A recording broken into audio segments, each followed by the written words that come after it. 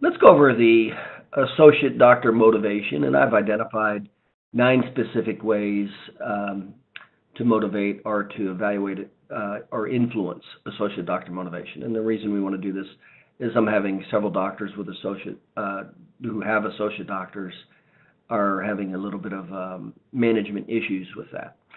So let's go into the motivation of associate doctors. Let's start with number one there. It's 3 types of motivation. And let me just also say, I'm going to cover like topically each of these topics, but these are deep dives. I actually do webinars in each of these individually. So some of these are pretty extensive, way more than I'll be able to cover in this webinar. This is kind of the big picture. So we start with the 3 types of motivation. Remember, there's 3 types of motivation with people. There's what's called circumstantial, what we call external and internal motivation. And remember, circumstantial is fleeting. It's just, if something happens, you get a flat tire, you're highly motivated to take care of it that day. Okay? So that's circumstantial. That happens to everybody. Then there's what's called external motivation. And these are things that are more motivating over a longer period of time, but when they're solved, there's no motivation.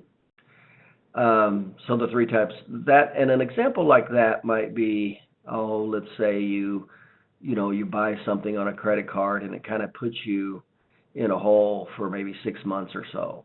Well, there'll be a little bit more motivation to get that thing paid off in 6 months to get yourself out of a hole. So, same thing if you had a little accident and now there was some extra money going out that you didn't anticipate or budget for. Well, that would be it would be longer than a circumstantial, but it would be resolved. And so as soon as that was fixed, etc., then that motivation would be gone. So that's external motivation. And then remember, the internal motivation, that's the real motivation. That's the motivation you have that you're imprinted as a child. And I cover this in great detail separately. And it doesn't matter what the circumstances are. You'll still drive. And that's called internal motivation. Now, remember, a very small percentage of people have natural internal motivation. Now, we put a lot of emphasis on this when we're interviewing associate doctors. So in the associate doctor interview sheet that we have very specific questions to follow and categories to follow to evaluate motivation, especially internal motivation from imprinting.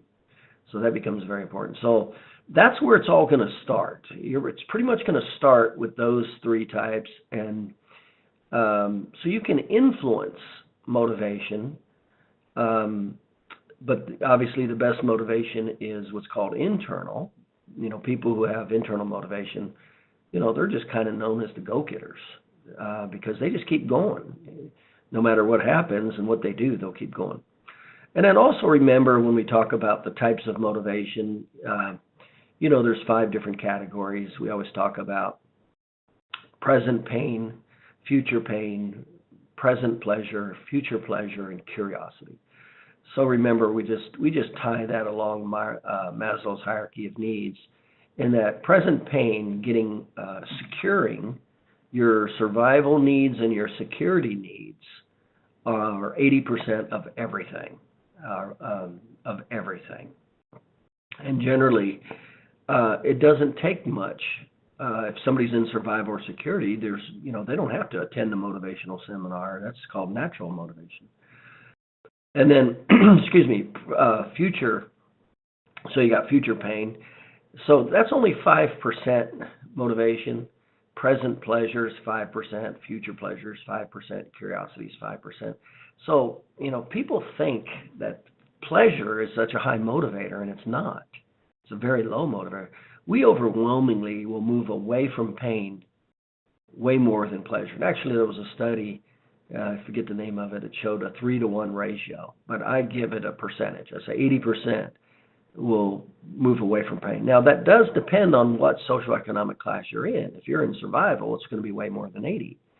If you're in socialization, materialization, stage of higher, Maslow's hierarchy of needs, it'll be a lot less. So it does depend on where you are at in the hierarchy of needs, whether pain is going to be a higher or lower motivator. So we're talking in general terms here. And so just remembering that, the carrot stick, the stick always, and of course, if you have kids, you know this. When you ask them to do something and, it takes them forever and they don't do it until you pull out the whip and then they start moving. Well, that's called pain pleasure. And that's just human nature. So we got to pay a lot of attention to that. Of course, the bad news is when the majority of people get out of survival and security, motivation deteriorates. It goes away. As a matter of fact, doing anything different becomes counterintuitive because now we're challenging our security. The very thing we want is security, whether it's physical security, emotional security. Once we have it, now that's a major reason why so many people get stuck, is because now they have to fight the second highest desire in life, which is security. So it's an unbelievably strong force to motivate you to get, but it's also now, once you have it, it's an unbelievably strong force to stop you from moving forward. And that's what happens. And that's why the vast majority of society, I believe it's like 54%, is right just outside of security and stuck there. So we pay a lot of attention to this in picking doctors. So when we're going to pick a doctor, this is why it's so important to understand, this imprinting and motivation when you pick doctors, because you're essentially picking the person who's going to be motivated or not. You'll have less than 20% of an influence on their motivation as opposed to what they already came to the table with, which is be 80%. So it's way more important that you learn how to identify internal pain, and we do that through our interview process, etc. So that's very important. Now, the pros and cons of that is, highly motivated people also aren't necessarily going to be looking for associate doctors to be an associate doctor or long-term associate doctors. So number 2 comes the personality. And we talk extensively about the importance of the personality as it relates to the associate doctor, because it's 3 different types of business relationships. So if you get and let me also share with you this, that there's no correlation between personality and motivation. And let me be real clear on that. Just because you're a high choleric alpha male does not mean that you have high motivation or high internal motivation. Okay? And it's the same with a passive phlegmatic. You can have because most people will associate high choleric alpha males as being highly motivated. And they'll do the opposite with the passive phlegmatic, and they'll say, well, he's not highly motivated. And so do not associate personalities with motivation. Okay, so you can have a passive phlegmatic that has high internal motivation. He's just passive phlegmatic, that's all. And you can have a alpha choleric male with very little to no internal motivation. I've seen that all the time. I remember 2 specific doctors specifically that I trained. And I thought, man, these guys are going to kick butt. They were alpha male, blah, blah, blah. And they were putzes. They were below average performers. And then same with, I remember a couple doctors, I thought, well, I was kind of hesitant, but I felt I took a chance on them. And they blew the doors off. And they were more passive, easygoing. And it was because of the internal imprinting. That's what it was about. So do not confuse personality with motivation.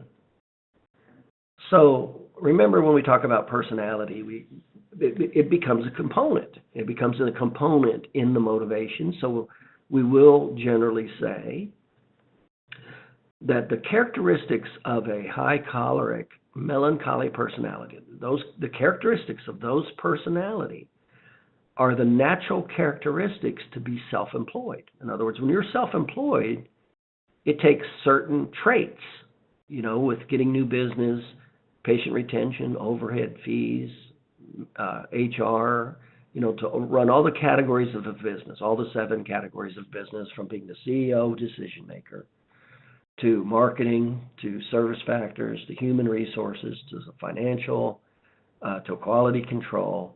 It's there are certain characteristics that personalities will naturally have. And so that's why they will fit better with being self-employed, just like there's certain personalities that their characteristics naturally do not coincide with being self-employed, but they naturally coincide with being an employee. And so that's why I said you always, for the self-employed person or the go-getter person or the person who can do it on their own, and learn how to get patients and keep them and be an associate doctor, and do prepays and all that stuff. I always say you always want a choleric melancholy. You either want a 50% choleric or melancholy personality, at least. If you violate that, now that's for somebody who you're looking that can get their own business, so they can be an associate doctor, but now they'll be able to get new patients and keep new patients and do prepays. Because remember, the other category won't. They naturally won't. Like a passive phlegmatic doesn't like confrontation. Well, it takes confrontation to get new patients and to talk about time or money. Those are high confrontation topics, and phlegmatics want to avoid confrontation. And that's why typically they're terrible, and don't expect them to be able to get new patients no matter how much you train them. It's totally a violation of their natural instincts. Now, they'll do it temporarily if they're in survival, if their job's, threatened, or they're in survival or security. Well, anybody will do anything outside of what they will normally do when they're in survival. That's why I don't pay any attention. When I'm interviewing doctors and they'll tell me they'll do this and do that, do this or that, I just look at it. I go, well, that's just, they're just talking about external motivation. That's all they're talking about. As soon as the survival and security is taken care of, they're going to go back to their natural instincts. So it's so important that you understand their natural instincts, not what they say. And that comes through the interview process that I've put together. So personality has a huge category. So I guess what I'm saying in the first 2 categories here is you'll pick motivation. When you hire that associate doctor, you're picking motivation. And by the way, there's nothing wrong with picking a low-motivated, passive phlegmatic doctor. As a matter of fact, I always suggest that that's the first doctor that you go after. For the doctors now you have to have a new patient machine. Your office has to know and have the knowledge and skill of the S-curve of economics and educational sales to get the 92% of the patients who are not looking for chiropractors. If you don't know how to do that, then you're going to be in big trouble. And you don't have an abundance of new patients, then you're going to be in big trouble hiring a passive phlegmatic. If you don't know how to get new patients, and you hire a passive phlegmatic, and you're not getting, significantly more than you can handle, which is 25. The average doctor should comfortably be able to process 25 patients with good patient retention. Usually when it goes over that, patient retention starts going out the window. You start losing them left and right. So if these are major considerations that you won't be able to change once you pulled the trigger and hired them. So you got to pay a lot of attention to these things. So we're totally okay with hiring a passive phlegmatic with a doctor who has a new patient machine, who knows educational sales, who knows how to get patients left and right. Because that's actually the person you want, because they're very stable and they want security. Those doctors will be long-term doctors. But they will not be able to get new patients or do prepays. Do not expect them to. You'll have one nightmare. You'll have a nightmare headache trying to train them into it. It'll be a complete nightmare. So you have to know the difference and be able to interview and hire accordingly. So same with the hybrid. The hybrid will be able to train. Well, that person will definitely be able to get their own new patients and do prepays when they're trained. And then the alpha male, the high choleric or the high melancholy, they'll be able to, they'll definitely do it, and they don't want to be associate doctors. They just want to learn how to do it so they can go do it on their own. So those are the three different types of associate doctor roles, and all three of them are different. So, having said that, personality is a major role. Now, most doctors and most associate doctors will be passive. Same with advertising. When you do any advertising, you're going to get the weak doctors. You're going to get the passive, phlegmatic, weak doctors. The strong ones are making it. The strong ones are busting through and starting to make it to some degree. It's the passive, low confrontation doctors that don't make it on their own. And those are the ones that will respond to advertisements. So get the good doctors. It'll be rare. Every now and then you'll get what we'd call a go-getter doctor through an advertisement. But you get the go-getter doctors through educational sales. You got to sell those doctors. They don't think they need you at all. They don't think they need to be an associate doctor at all. But those are the easiest ones to train and capitalize on. So that's a little bit about personality. So again, it's back to picking. The worst mistake you can make is pick a certain personality, not realize it, and then try to train them in. That's like trying to train a passive phlegmatic into high confrontation skill sets. You'll go nuts. It'll drive you nuts, and it's just not even worth the time. So it's understanding the people, interviewing accordingly, and putting them in the right roles. That's what makes life easy. So if you have a new patient machine and you purposefully want a passive phlegmatic, and we're not going to expect him to get any new patients, and we just want him to process the people that we get and that we prepay. That's all we want from him. And by the way, that's all he wants. He loves that, or she loves that. So confrontation. Let's go into conviction. Two of the biggest problems with doctors, and not just doctors, but being self-employed, is conviction and confrontation. Those are the two real problems. And conviction and confrontation are associated with personalities. So you just have to be aware that there's certain personalities that have very low conviction, and you're not going to be able to do much about it. You will be able to influence conviction and confrontation. You will be able to influence it. But again, am I going to try to increase some passive phlegmatics confrontation off the chart? No way. It's just not going to work. And the amount of time, effort, energy, and frustration, and the improvement, all that will just be not even worth it. So it's understanding these different characteristics and roles, and that's why it's so important to put the right people in the right role. That's what makes life so much easier. So just a couple words about conviction is it's always important to start with conviction. I always talk about, the first thing you want the doctor to do is not to do prepays, not to do large treatment scales, not go after a lot of money. That's never what you do first. The first thing you always do is keep them in their comfort zone and start them, and then have them learn the system. It's better that they learn the system at a low dollar amount and a low prepay amount, or a low treatment recommendation amount.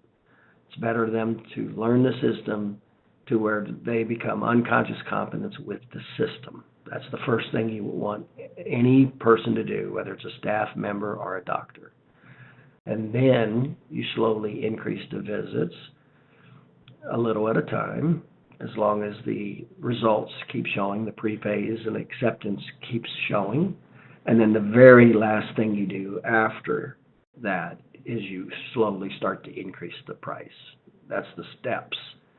Otherwise, you create big paradigm shifts, a lot of defensive reactions. And a lot of times people don't recover. And I tell you what I hear a lot of times. I'll hear the associate doctors, because the main doctor doesn't know how to train and he doesn't know this. So he just throws the associate doctor in to, thinking he can do larger prepays and treatment recommendations like the main doctor. It's unbelievable stress for the younger doctor. But a lot of times it never works out. And then the younger doctor says, oh, he's unethical. It has nothing to do with ethics. It has to do with the doctor's low confrontation and not understanding the treatment protocol that's necessary based on the science of the 3 phases of healing. Because usually the weak, low confrontation doctors, low conviction doctors, are all symptom based. They don't base. They're just based on one of the 3 phases of healing. That's the only treatment schedule that they're comfortable with. You see, it's a conviction issue. It's not an ethical issue. I see that all the time. And then that's how you handle. Now, the other thing about conviction is you always want to work on your staff's conviction and your associate doctor's conviction. And how you always do that. And again, I go into detail in all of these, but basically, every staff meeting, you should always cover a conviction issue.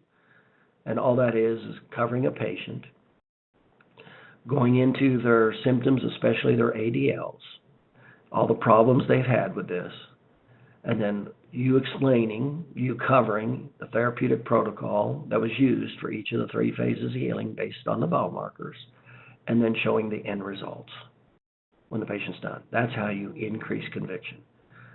And what's important about conviction is, remember, there's always the pleasure-pain component of conviction. And so your doctors, your associate doctors will respond more just from the pain component of conviction, not the pleasure. Now, we'll use both, and then, of course, we'll use the logic, too. Remember, the formula is pleasure, logic, fear.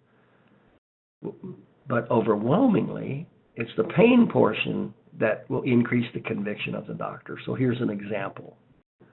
You cover the patient. You cover a patient.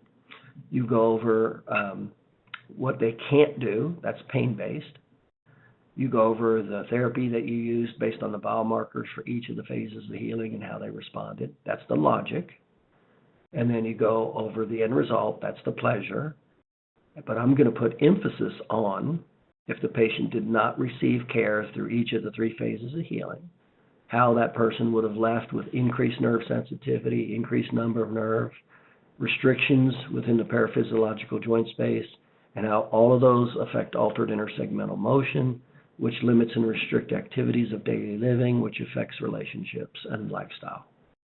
You see, I want that doctor to know how they're hurting that patient by their low conviction, by them not having the ability to talk about the treatment schedule through all 3 phases of healing and the money that's necessary to do it. So now this person ends up with permanent problems to some degree the rest of their life. That's how you teach in conviction. And it has to be regular. Remember, conviction happens in 2 ways. It either happens through a personal emotional experience or studied over time. So you can hire doctors who had a higher conviction issue. That's why we like one of the components when we're interviewing is that the doctors had a personal experience with chiropractic, and it was an important personal experience. In other words, what that person had trouble with was a major issue, not just a minor issue. Now, you can't control that, but we just pay attention to it because that makes a difference versus somebody who's never had an experience before with chiropractic and they just thought it'd be a cool profession to get into. You got very low conviction in that one. So that has to be trained in. So you always have to be training conviction. And conviction will affect motivation. It will. So always be paying attention to conviction and confrontation. Now, I already talked about confrontation and the stairs and how to handle confrontation. But remember, like I said, the person you pick is going to start with the core package of motivation. You're not going to take somebody like a passive phlegmatic with low confrontation and turn them into, a wild man. That's just not going to happen. So you'll be able to influence them. But the best thing that you can do for motivation is learn how to pick the right doctor. And even if it's somebody with low confrontation, you'll be able to influence it, but you're not going to be able to influence it dramatically. But you will be able to influence it,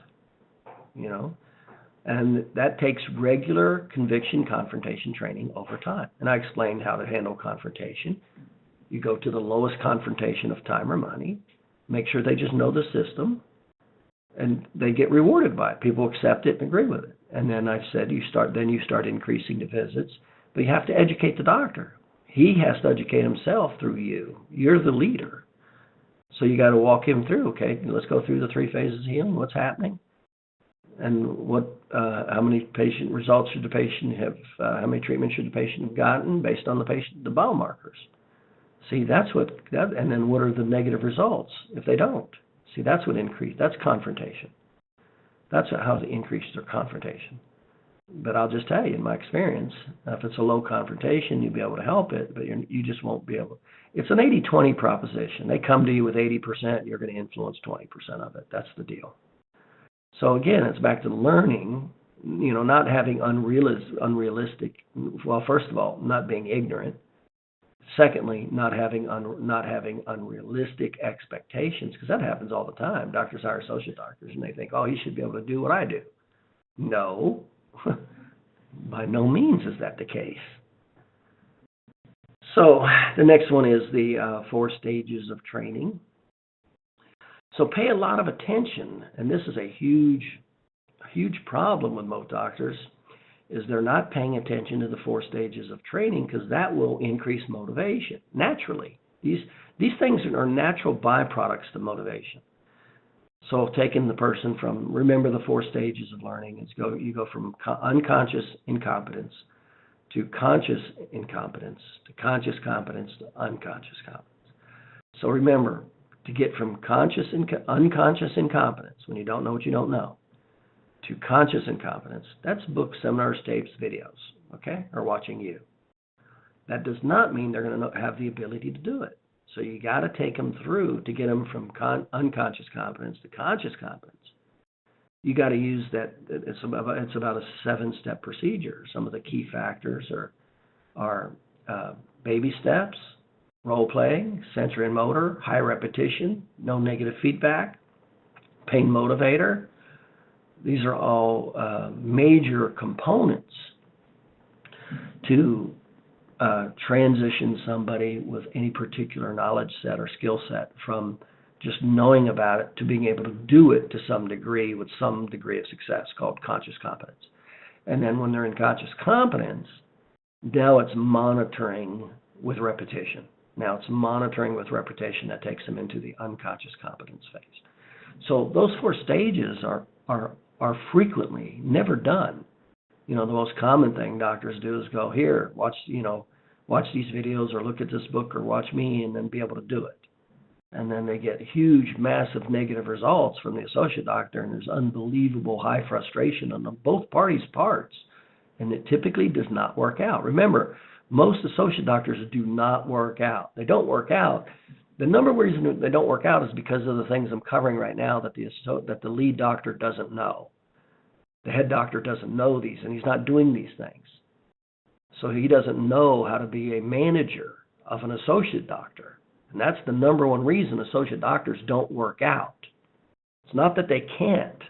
Most of them can, but most of them don't. And it's usually because of the ignorance of the head doctor in all of these categories we're covering with training. So another one is called the minimum expected results. And this is a huge one. So many doctors don't do this with their staff members or their associate doctors. They don't let the doctor know, here's the bare minimum that is expected from this category and why. They don't even let them know that, there's a bare minimum of here, buddy. You can't just do what you want and wing stuff. So as an example, with minimum expected results, and by the way, that's called a pain-based motivator. A pain-based motivator. Now it's holding them to a pain-based standard. And remember, that's the motivation. It starts with pain. So at least you're letting them know, hey, here's the standard. So as an example, what's the bare minimum that I always talk about? I go, hey, not initially, new doctors typically won't be able to do what I'm getting ready to tell you. But I typically will go through the scenario of the 3 phases of healing with the best case scenario, like a 16 or 18-year-old kid, a young person with no pre-existing injuries. Because the 2 most factors that will limit healing is age and how long you've had the problem. In other words, To what degree is it permanent? So those are the two most important factors. So I eliminate those. I say, okay, let's take a young person with no pre-existing, and let's put them through the bare minimum of the 3 phases of healing. And then I'll go, okay, well, what's the inflammation phase? Well, that's easily 72 hours. So you go 3 days. So 3 visits. And then you go, what's the repair phase? Well, the repair phase is from 6 to 12 weeks. The low end to the high end of collagen synthesis. And so I'll go to the low end. I'll go 3 times a week, and they have to do a minimum of 3 times a week because of not just because the patient wants to feel better and move better, but because of the piezoelectric effect on the soft tissue. There has to be a degree of frequency. Can't be once a week or twice a week during the repair phase. It's like lifting weights once a week. You're not going to get anywhere. And remember, you have limited time. This window's not open forever. So you do 3 times a week times 6, that's 18 visits. Add that to the 3 visits for the inflammation phase, you're at 21 visits. And then you go to the remodel phase. That's to increase strength and elasticity to prevent the likelihood of a permanent injury. And so the bare minimum, now remember, we're already through the repair phase, so that's 3 months. And if you look at MMI, with no complicating factors, it's a minimum of 12 months. So we got 9 months left. So 9 months, let's just ballpark and say if there was only 1 treatment over 9 months, that's 9 treatments. Of course, they wouldn't be once a month, but let's just put 9 months into the remodel phase based on what I just said. That's kind of a bare minimum in the best case scenario. So that's 9, you're at 21, so about 30 visits. So the average person with no complicating factors, young, healthy, with any type of minor or major trauma to go through all 3 phases of healing, you're looking at 72 hours, 3 times 6 is 18, you're at 21.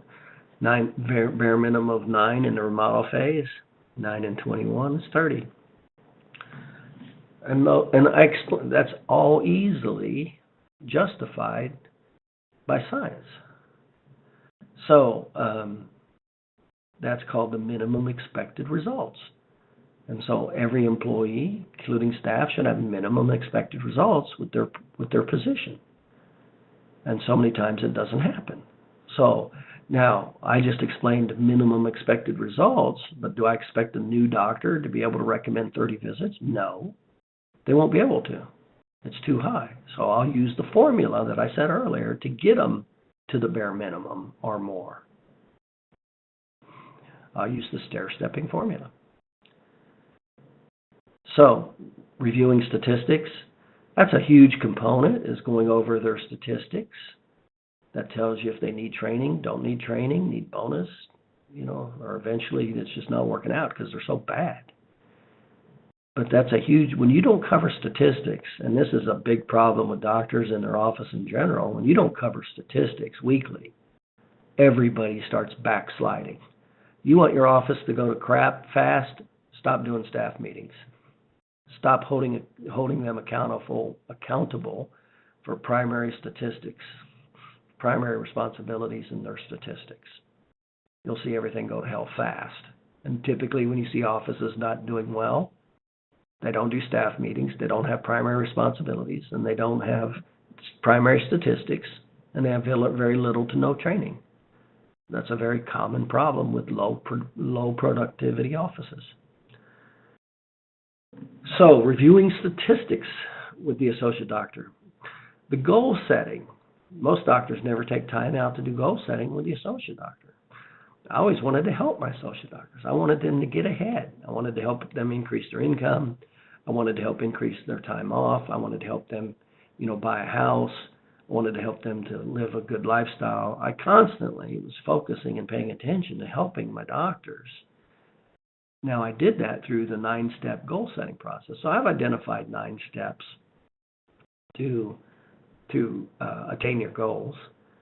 And the most important thing with the goal setting is to pick something they want. That's called a primary item. That's a survival security item, something that's very important to them.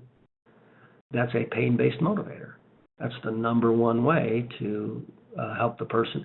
And if whatever it is that they have is not a pain-based motivator, tie it to a pain-based motivator. And obviously, the more the pain-based motivator is based on survival, the higher the likelihood they're going to do it, because that's where the motivation comes from. So the example I used all the time, well, I cover this separately in goal setting. But make sure you're always, you're doing your goal setting with your staff. Then I'm going to share the last one with you. This is the best motivation there is with associate doctors, is the spouse. A lot of times the associate doctors will lie to their spouse, they'll complain to their spouse, and the spouse doesn't know any better. And that's a huge mistake. And so what I always did is I did what's called spouse seminars. And one of the things you do is you educate the spouse on the S-curve of economics with new patients and patient retention. Go, here's how we get new patients. Here's what he's being trained on. This is how your husband can get as many new patients as he wants. We let the spouse know that. Then I go into patient retention. I go, this is how patient retention works. And I'll go into why they'll have trouble with it. It's always because of confrontation or conviction. Okay, so now they know. Then I'll give the spouse numbers to ask the husband. I'll say, how many new patients did you create this week or this month? And I'll give her, and what we'll do is we'll tie it to what the spouse wants. So we're going to include the spouse in the goals. And this is unbelievable. See, it's very easy for the doctor to lie to himself and backslide. It's hard as hell for him to go home and face his wife when she knows now how it all works. And she's tied to his performance, to something that's very important to her. That's your number one motivator right there. And that's what you want to do. So we always get the spouse in, and then we'll go through, we'll educate the spouse on the S-curve with new patients, how that works, how he can get as many as he wants. We'll go with patient retention. We'll cover what it's based on and how that works. And then we'll give her the number. We'll say, and typically I'll give her a number that's tied to what she wants. So let's say, then we go on to her with this. Then we're going to apply the 9 steps of goal setting with her and him. And I'll tell you, typically the spouse likes it because we're trying to help her get what she wants in her life. The doctor kicks and screams because he knows he's going to be held accountable and it's going to hurt and he's going to have to actually do something, which is great. So we find that item, again, with the spouse that she wants that's very important. It might be babysitting. It might be a new home. I'm going to go after survival items, survival security items that the spouse wants. And I want to find the primary one. Now, when I find it, like let's say it's the child's private schooling, that I want to find out what the private schooling is going to cost, and then I'm going to reverse engineer that cost into how many new patients that doctor would have to see at what patient retention for that spouse to get private schooling for her kids. That's how you do it. And then give her that number and have her ask her husband every week, did you get this many new patients? And what was your prepay percentage? And that's going to, you talk about unbelievable, huge accountability. That's number one right there. And that should be quarterly. And, you do the edge, but every quarter that should be, where are we at? Get the spouse together, whether it's at lunch or dinner, get them together and do it again. Where are we at? Are we there? Why are we not there? Or maybe you did get there and go, okay, what else can we do? What else can we help you with now? Let's put something else on the board, you see? And you, as the head doctor, you're the leader. You're supposed to be the one that's be able to do all that. And that's why I didn't leave associate doctors. Associate doctors didn't leave me. My first one was with me the whole time. The second one was with me the whole time. I didn't have turnover in associate doctors because I was looking out for them. So this is the 9 ways to motivate associate doctors. And again, these are all big topics, and I go into each of these individually and separately and extensively in separate formats.